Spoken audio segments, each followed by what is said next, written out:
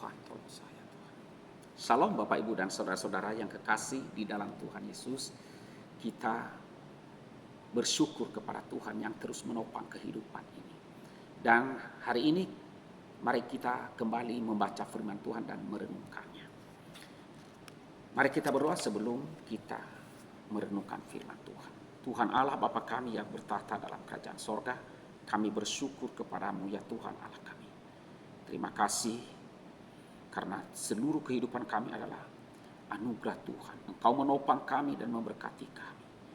Hari ini kami membaca firman-Mu dan mau merenungkannya. Dan tolonglah kami oleh Roh. Terima kasih Tuhan. Kami berserah. Ampunilah segala dosa kami. Dalam nama Tuhan Yesus kami berdoa. Amin. Bapak Ibu dan saudara-saudara yang kekasih di dalam Tuhan Yesus. Firman Tuhan yang akan kita renungkan hari ini adalah di dalam Mazmur pasal 12. Demikian firman Tuhan berkata, doa minta tolong terhadap orang yang curang untuk pemimpin biduan menurut lagu yang ke-8 Mazmur Daud. Tolonglah kiranya Tuhan, sebab orang saleh telah habis, telah lenyap orang-orang yang setia dari antara anak-anak manusia. Mereka berkata dusta yang seorang kepada yang lain. Mereka berkata dengan bibir yang manis dan hati yang bercabang. Biarlah Tuhan mengerat segala bibir yang manis dan setiap lidah yang bercakap besar. Dari mereka yang berkata, dengan lidah kami menang. Bibir kami menyokong kami, siapakah Tuhan atas kami? Oleh karena penindasan terhadap orang-orang yang lemah, dan oleh karena keluhan orang-orang miskin, sekarang juga aku bangkit, firman Tuhan. Aku memberi keselamatan kepada orang yang mengharapkannya atau yang merindukannya. Janji Tuhan adalah janji yang murni, bagaikan perak yang teruji 7 kali dimurnikan dalam dapur peleburan di tanah. Engkau Tuhan yang akan menepatinya. Engkau akan menjaga kami senantiasa terhadap angkatan ini. Orang-orang fasik berjalan kemana-mana, sementara kebusukan muncul di antara anak-anak manusia. Demikian firman Tuhan yang kita renungkan. Nah, saudara-saudara yang kekasih di dalam Tuhan Yesus Kristus, bagian firman Tuhan ini ditulis oleh Raja Daud. Ketika ia melihat di sekelilingnya, kita melihat di sini kalau kita memperhatikan, di sini adalah bahwa Raja Daud itu dia melihat bagaimana atau dia mengeluh bahwa orang saleh telah habis dan orang yang setia telah lenyap.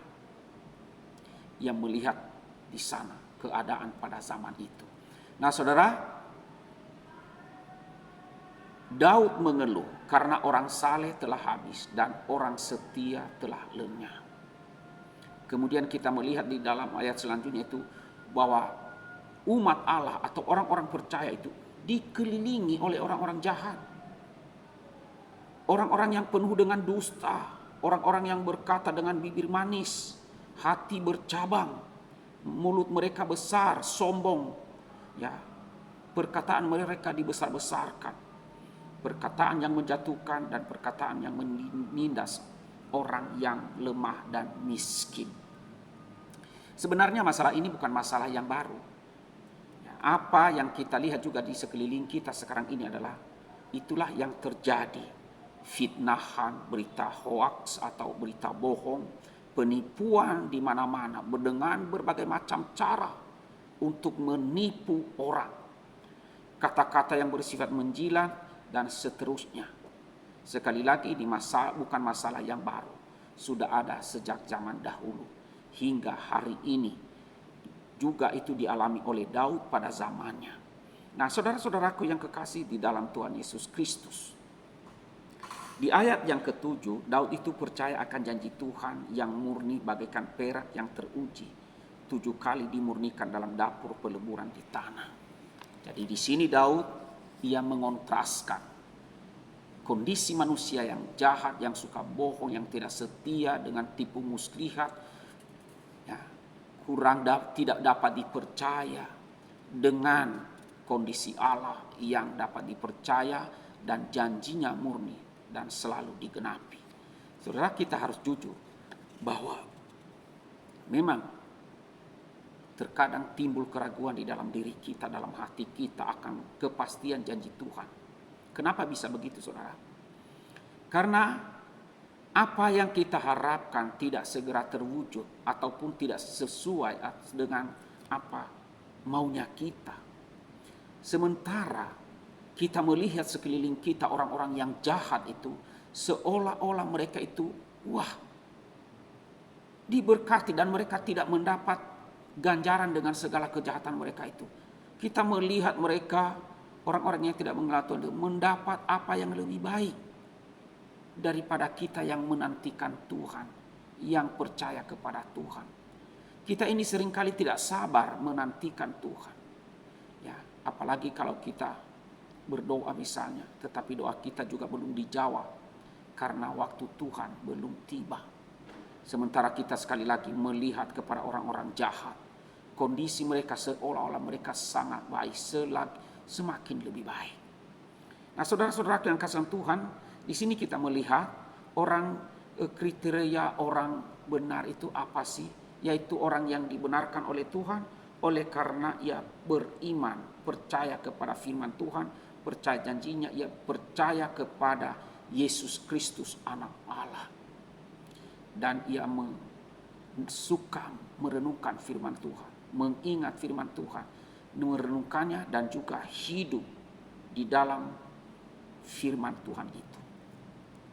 Saudara, kemudian selalu berdoa memohon pertolongan Tuhan, ayat 2 dan 3. Jadi kita melihat di sini Daud itu dikelilingi oleh orang-orang yang jahat, syarat dengan perbuatan dosa. Apa saja itu? Mereka tidak setia, orang fasik, besar mulut, suka menyombong, suka mencelakakan orang lain. Ya, sehingga membuat Daud itu tidak nyaman. Apa yang dilakukan Daud dalam keadaan semacam ini? Ya, dalam keadaan itu, dalam keadaan seperti ini, ia tidak bisa berbuat apa-apa, tidak bisa. Tetapi ada satu hal, dia berdoa kepada Tuhan, meminta tolong. Nah, saudara, apa yang dapat kita ambil pelajaran bagi dalam kondisi apapun, apalagi dalam keadaan terjepit, hidup tidak nyaman di tengah-tengah kejahatan orang-orang di sekeliling kita yang membuat kita menderita. Yang dapat kita lakukan adalah berdoa, berseru, minta tolong, jangan menggerutu dan jangan memaki-maki, tetapi minta tolonglah kepada Tuhan dan jangan minta tolong kepada manusia. Dan Tuhan selalu ada dan siap untuk menolong kita. Daud mengizinkan Tuhan untuk menyelesaikan masalahnya di dalam ayat yang keempat hingga keenam. Ia berkata demikian, biarlah Tuhan mengerat segala bibir yang manis. Apa artinya saudara? Bahwa Daud rela mengizinkan Tuhan menyelesaikan masalahnya. Nah, pertanyaannya adalah sejauh mana kita rela supaya Tuhan yang menolong dan campur tangan untuk menyelesaikan pergumulan kita. Itulah pertanyaan bagi kita. Nah, saudara-saudara yang kasih Tuhan, ada beberapa tipe orang dan bagaimana dia merespon suatu masalah. Yaitu yang pertama adalah orang yang tidak percaya Tuhan, tidak menyerahkan pergumulan hidupnya kepada Tuhan. Tidak menyerahkan pergumulan hidupnya kepada Tuhan. Itulah orang yang tidak percaya Tuhan. Ia mengandalkan kekuatannya, kemampuannya dan sebagainya. Bahkan ia terus melakukan kejahatan. Ya, kejahatan. Bahkan ia menentang Tuhan. Kemudian ada juga orang yang percaya kepada Tuhan, tetapi tidak menyerahkan masalahnya sepenuhnya kepada Tuhan. Tetapi malah dia memikul sendiri masalah itu. Ia memang percaya Tuhan, tetapi dia tidak menyerahkan itu kepada Tuhan. Nah, ini lain lagi masalahnya. Nah, ini bertentangan dengan firman Tuhan. Karena apa? Seharusnya serahkanlah segala kekhawatiranmu dan masalahmu kepada Tuhan. Dan dia akan bertindak. Kemudian yang berikutnya adalah orang yang percaya kepada Tuhan itu dan menyerahkan semua pergumulan hidupnya kepada Tuhan. Nah, dia selalu yakin bahwa janji Tuhan itu pasti terlaksana sesuai dengan waktu Tuhan dan kehendak Tuhan. Nah, saudara-saudaraku yang kekasih di dalam Tuhan Yesus Kristus, sebenarnya syarat menjadi orang benar tidaklah terlalu sulit, tetapi semua bergantung kembali kepada kita kembali. Kita melihat di sini Daud itu menghadapi begitu banyak permasalahan dan datang bertubi-tubi, tetapi dia tetap yakin janji Tuhan pasti digenapi. Ya, janji Tuhan pasti digenapi. Bahkan Daud mengatakan bahwa janji Tuhan itu murni seperti perak yang dimurnikan dan pasti digenapi. Nah, saudara, jelas ketika kita mengalami pergumulan hidup yang benar, Tuhan tidak hanya memberikan kekuatan tetapi juga kepastian akan menyelesaikannya, menolong kita dalam menyelesaikannya. Nah, saudara, melalui pemaparan di kitab Mazmur pasal 12 ini, kiranya kita makin percaya kepada Tuhan dan tidak pernah meninggalkan, bahwa Tuhan itu tidak pernah meninggalkan orang yang benar, yang tekun mendengarkan firman Tuhan, yang tekun merenungkan firman Tuhan, serta berjuang hidup menurut firman Tuhan. Maka doa kita pasti didengar olehnya. Dan pertolongan Tuhan datang tepat waktu menurut kehendak Tuhan. Ia tidak pernah mengingkari janjinya. Dan ia pasti meluputkan kita dari orang-orang jahat yang mau mencelakakan atau menjerumuskan kita.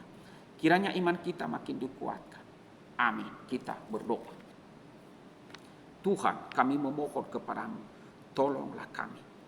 Di dunia sekarang ini di mana kami tinggal, dunia yang makin jahat dan makin menyombongkan diri. Manusia semakin tidak peduli dengan Engkau dan tidak takut akan Engkau. Menyombongkan diri dan melakukan fitnahan, kesombongan, berita-berita yang tidak benar dan lain sebagainya. Inilah zaman kami sekarang ini, semakin jahat saja. Tuhan, tolonglah kami di tengah-tengah dunia yang membuat kami menderita. Berilah kami kekuatan dan tolong lindungilah kami. Dan biarlah semua masalah ini Engkaulah yang membantu kami menolongnya dan menghadapinya. Dan mampukan kami untuk tetap hidup takut akan Engkau, berjalan dalam terang kebenaran firman. Tolonglah kami Bapa, dalam nama Tuhan Yesus kami berdoa. Amin.